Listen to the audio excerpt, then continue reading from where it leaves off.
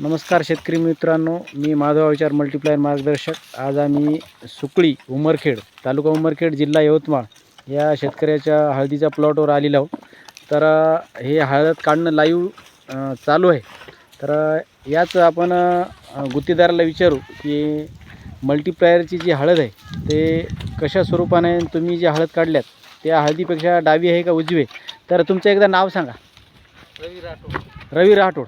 तुम्ही हे हळदीचं गुत्त किती दिवस झाले काढायले? 15 दिवस झाले आम्हाला. या हळदीमध्ये 15 दिवस झाले? या हळदीमध्ये 4-6 दिवस झाले. 6 दिवस झाले। याच्या अगोदर पण दुसऱ्या हळदी काढल्या तुम्ही? हो. बरं, दुसऱ्या हळदीत आणि या हळदीमध्ये तुम्हाला काय बदल वाटायला?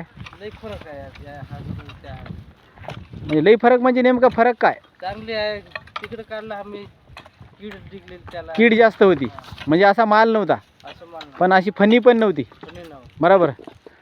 आणि बंडेच काढले आम्ही. कुठं कुठं बंडेच काढले, पण या हळदीमध्ये खूप काही माल निघाला आहे, खूप मानले. बरोबर आहे? ठीक आहे, ठीक का मामा, तुम्हाला काय वाटते? हो, दस्ती जी हळदी या हळदीमध्ये बदल आहे?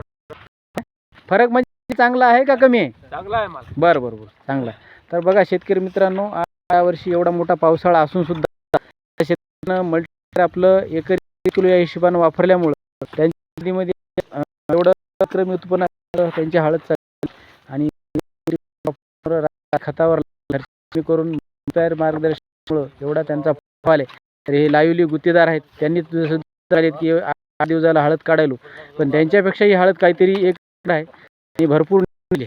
तर नमस्कार।